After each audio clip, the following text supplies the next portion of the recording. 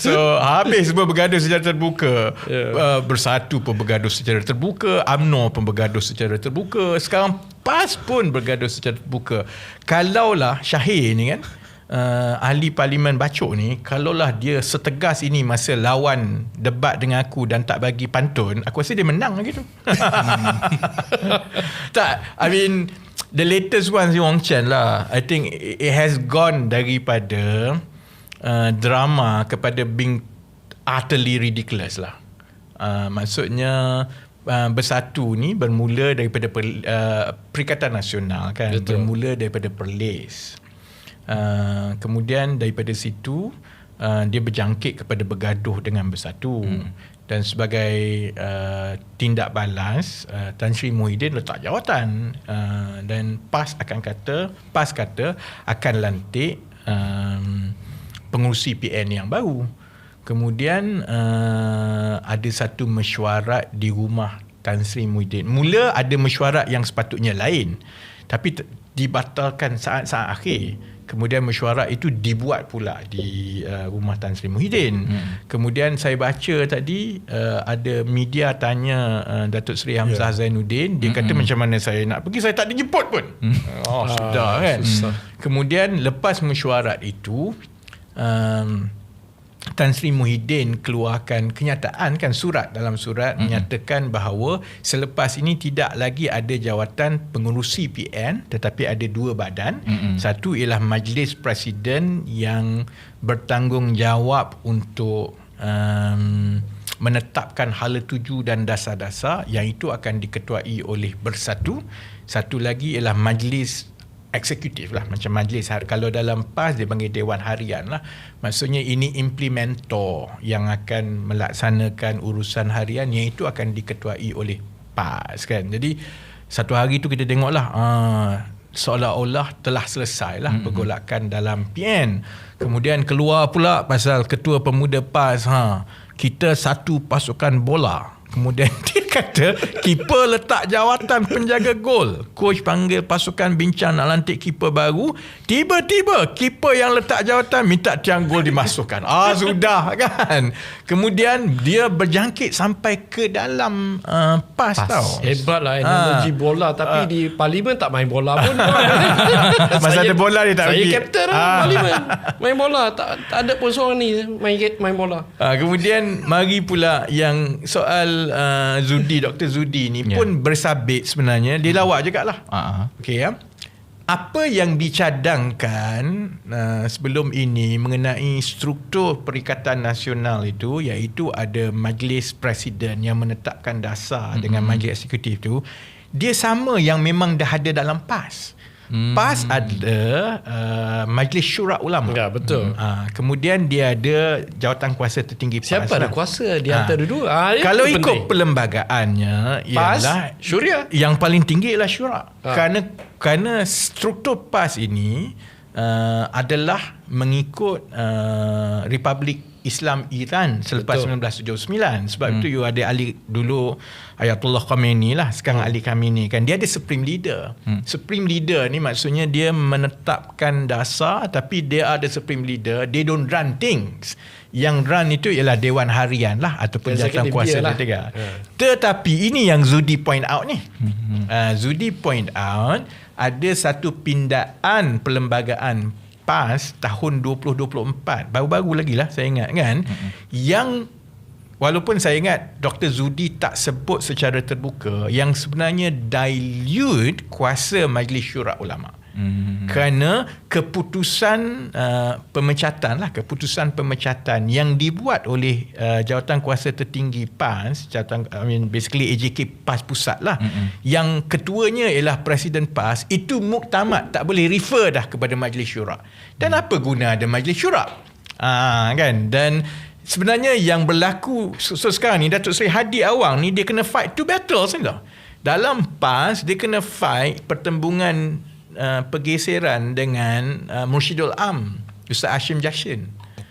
Sebab level, kalau kita nak kira lah, level Mursyidul Am sebelum ini, iaitu Tok Guru Ni Aziz dengan Ustaz Hashim Jashin ni jauh sikit lah kan. Jadi kalau macam Tok Guru Ni Aziz dulu very revered kan orang, dan memang maksudnya hierarki dia tu lebih atas daripada Datuk Seri Hadi Awang lah.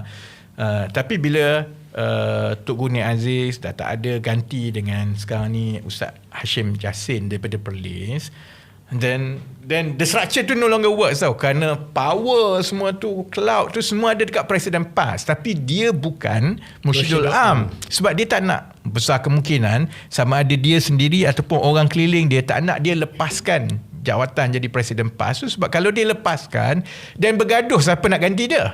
So dalam PAS benda tu berlaku, and now nak implement pula dalam Perikatan Nasional yang ada Majlis Presiden yang sebenarnya Mursyidul Am lah. Jadi maksudnya kalau perkara itu diteruskan, Tan Sri Muhyiddin akan jadi Mursyidul Am Perikatan Nasional tanpa kuasa. Oh, well, now bergaduh lah. We don't know yet. Jadi sebab itu saya rasa dia dah jadi ridiculous. Bubar je lah. Kan, sebab mula-mula excited, saya pun seronok mengikuti lepas satu-satu ni kan. Ada bahan modal untuk podcast lagi kita. By now I think is getting a bit childish lah. Kita yang kat dalam PKR ni pun dah rasa agak malu lah. Sebab paling kurang kita ada landing tau. Maksudnya dia tak habis-habis lah. Dia tak habis lagi ni. Episod terbaru tak tahu apa lagi. Kalau macam Tan Sri Muhyiddin, macam mana dia nak dapat landing dengan Datuk Seri Hadi Awang ni? Kerana saya tak rasa PAS akan kendor. Maksudnya PAS tahu, dan PAS rasalah kekuatan Perikatan Nasional itu adalah PAS. Jadi why would they basically submit to? So they wouldn't. Kerana dia akan view pada, dia ada group lah, Hamzah punya group lah.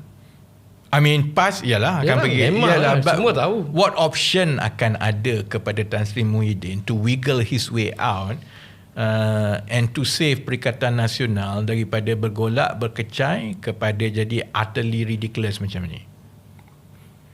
I don't know. To me, I think Tan Sri Muhyiddin have to do it. He has to make a decision. Put it that way. Sebab penat tau kita orang jadi de facto pembangkang ni. No point lah. I also don't like to criticize people kan. Apa ni, kita perlukan Perikatan Nasional untuk kembali bersatu dan supaya dia boleh buat kerja, supaya dia boleh buat kerja sebagai pembangkang. Penat tau kita orang jadi de facto pembangkang dalam parlimen ni. Backbencher sebenarnya sepatutnya kerja kita orang pergi tengok balik je. Nama pun backbencher. Kita sebenarnya tak perlulah aktif sangat ke apa kan. Tapi oleh kerana isu demi isu tu ada, dan isu itu adalah untuk kepentingan rakyat. Jadi bila pembangkang Perikatan Nasional lebih sibuk dengan hal dalaman dia macam ni, kami kena isi vacuum, dan itu adalah memenatkan. Betul. Betul. Tak apa. Lepas ni akan ada few skandal, kita tolong cover untuk diorang dulu. Tolong cover bagi dia. Okay. Okay. But saya nak pose satu question lah kepada both YB Raf dengan YB Wong Chen. Dengan pergolakan yang berlaku dekat PN ni, is this satu advantage kepada PH dengan BN? Tak tahu, cuba tanya Wong Chen. Saya rasa tak. Tak. Saya rasa camp Bersatu yang satu tu, they are looking at many option. Camp, I mean ada dua camp lah. Hamzah lah. Camp Hamzah looking at another option, which is memang dalam segi Malay politics ni memang anything can happen. Maybe return back to their motherland lah, katakan. Okay? Then a different thing. Then how will PAS react? Right? Very hard to read. All I know is Malay politics ni anything possible. Semua boleh. So I think we have to be cautious about this whatever is happening here. To me, I have again lah soft spot lah, macam tadi soft spot untuk payah dia ni ada soft spot. Bukan apa, I serve under the COVID punya council dengan Tan Sri Muhyiddin. So I always felt he spoke a lot of logic lah, to be fair. I thought he was quite a good elder statesman lah. Jadi I don't matilah Wong Chen kena maki berkawan-kawan kat bawah. Tak tahulah. I don't know, this personal. But in the big picture, cerita lain lah. So susah. I can see a big problems for Bersatu going ahead, and also the impact on PAS.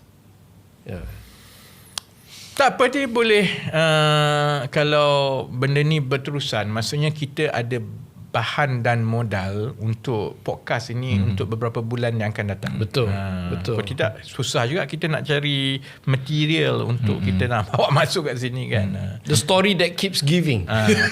Cuma I think yang bersatu tu satulah. Maksudnya yang cabaran dan pergolakan dalam bersatu tu mungkin is no longer a news kepada rakyat. Orang dah tahu, orang dah nampak pecat memecat kan semua kan.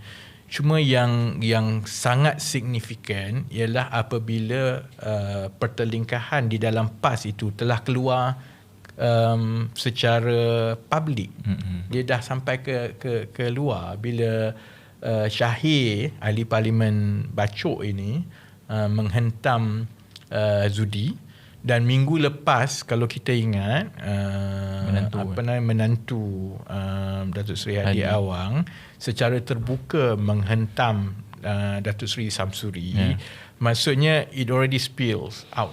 Dan ini kali terakhir kita lihat perkara ini ialah 10 tahun lepas, tahun 2015. Perpecahan itu hingga menyebabkan tertubuhnya amanah lah. Betul. Jadi saya berbangga dengan PKR lah. Sebab kita betul-betul set the tone.